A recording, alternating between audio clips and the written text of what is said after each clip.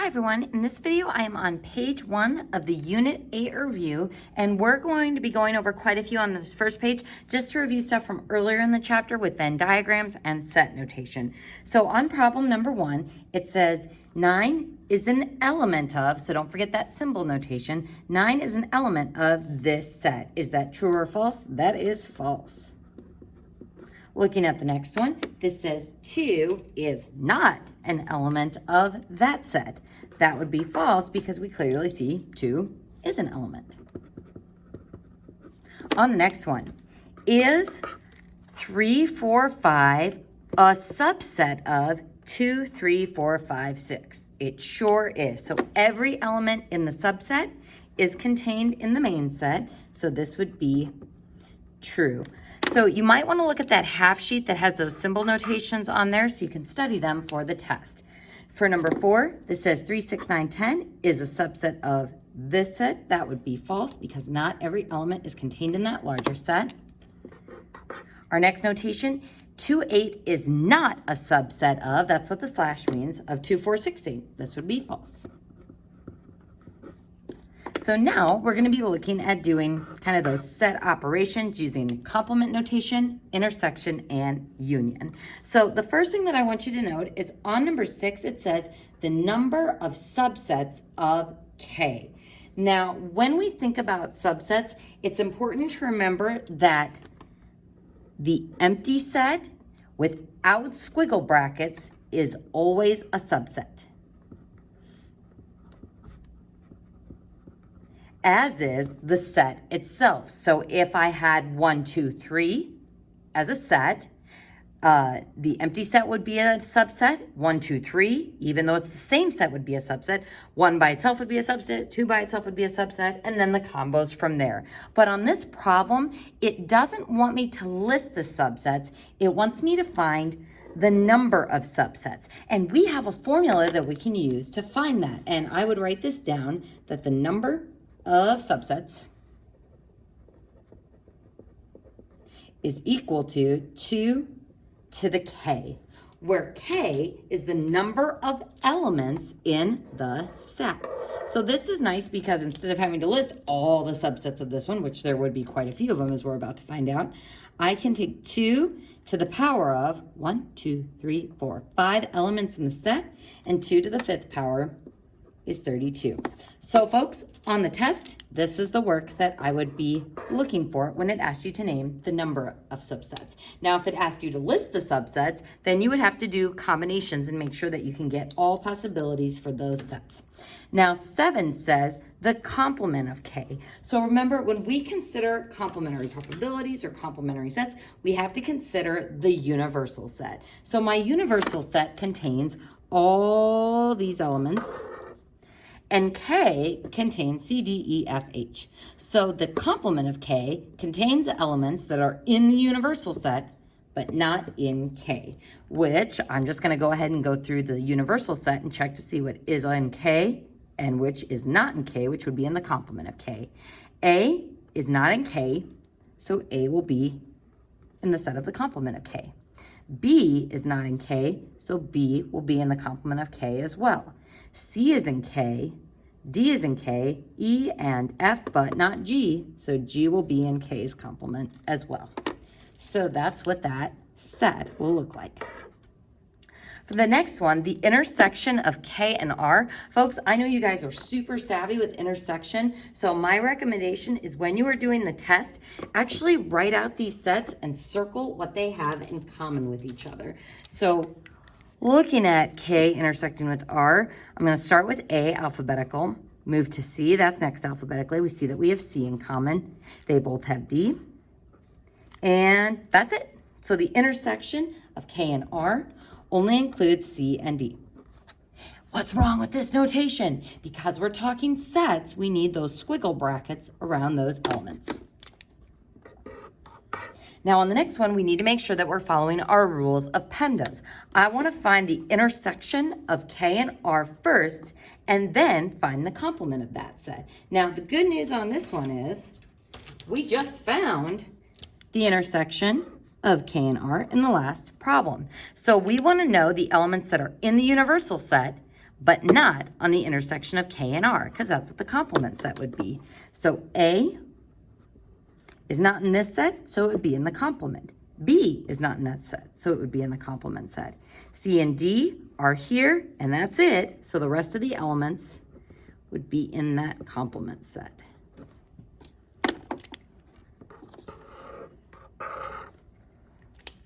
Now, number 10 is interesting because it says the complement of the empty set. So remember, the empty set, though it's not an element of the universal set, it is a subset of the universal set. So the empty set's complement is everything in the universal set. So you could either list out all of those elements or just give the name for the set, which is U.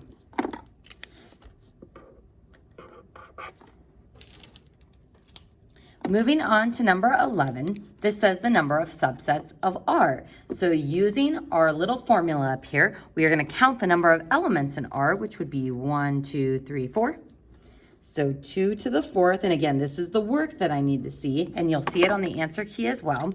2 to the 4th equals 16. So don't just write 16, you have to show that 2 to the 4th. The complement of R would be the elements that aren't in R, but are in the universal set. So A is in R, B is not in R, so B is in the complement of R. Let's see, C is in R, D is in R, E and F are not in R, G is in R, and H is not in R. So that would be the complement of R. All right, folks, everybody's favorite, the union notation. So that means all of the elements in K or in R. So I'm going to go through and list these elements alphabetically because that's considered proper form. So looking at K and R, I'm going to start with A. They both have C. They both have D. K has E and F. R has G. And K has H. So the union notation is like or, either or of those sets. All the elements in both. Oops, and I need a comma in between that G and the H. Oops. Next, we want the complement of the union of K and R. So once again, we found the union of K and R here, so we're going to use that to make our work a little bit lighter on the next problem. So we want all the elements that are in the universal set, but not in the union of K and R. So this has A, it doesn't have B, has C, D, E, F, G, H. So, looks like it's only B.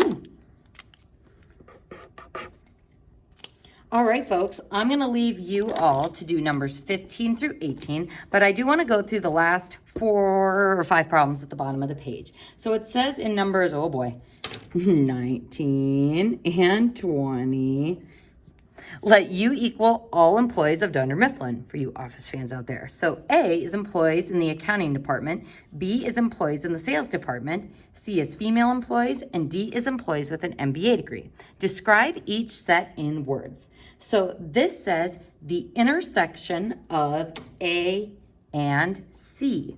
So A is employees in the accounting department, and C is female employees. So this is all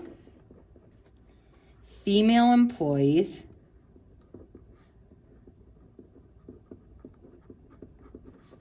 in the accounting department.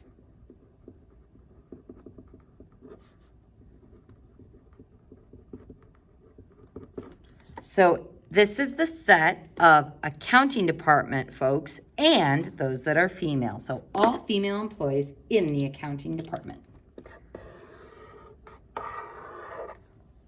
Looking at the next one, this is A union D. So this means either or. So A is all the employees in the accounting department. So all employees in accounting. Or set D is employees with an MBA degree. So all employees in accounting or who have an MBA degree.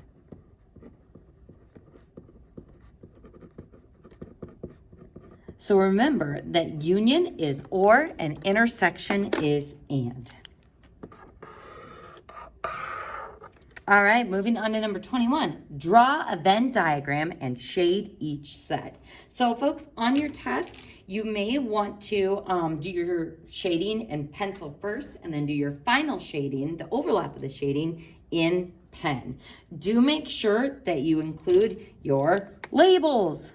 So draw a Venn diagram with labels. So let's go ahead and start by drawing a Venn diagram. So this has set A and set B. So I'm going to make a 2-circle Venn diagram, including the rectangle representing the universal set. So U, set A, set B. All right, so I'm going to go ahead and do my shading in pencil and my final shading in marker. So we want set A, which is circle A, and we want to union that with not B, or B's complement. So everything outside of the B circle. So where are those shadings intersecting? Well, no, not intersecting. Since it's union, we want to consider all of the shading. So union is or, so we're going to shade everything that I shaded with the pencil. So union means either or. And that's what our Venn diagram would look like. Moving on to number 22. So another 2-circle Venn diagram.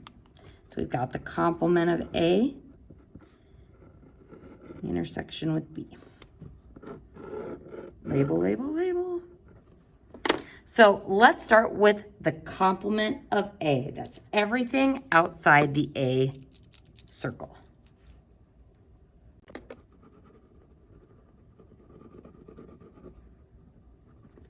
Then B is the B circle.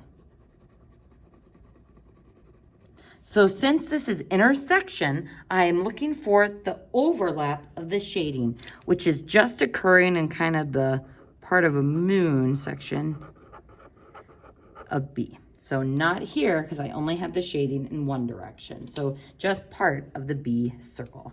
And that represents our solution shading. Moving on to the next one. Now, because I have A, B, and C here, we're going to have to draw 3 Venn diagram circles. So there's A, there's B, and then half here, B. There's circle C, and universal set. All right, folks, so following PEMDAS, we're going to start with the intersection of A and B. So I'm just going to color in that intersection, which is right in the middle. Then I want to union that with C. So considering those two shadings together, we would get the C circle plus an intersection of A and B. And that would be our final shading for that one. And that concludes page 1 of the review. So don't forget to do numbers 15 through 18 all on your own.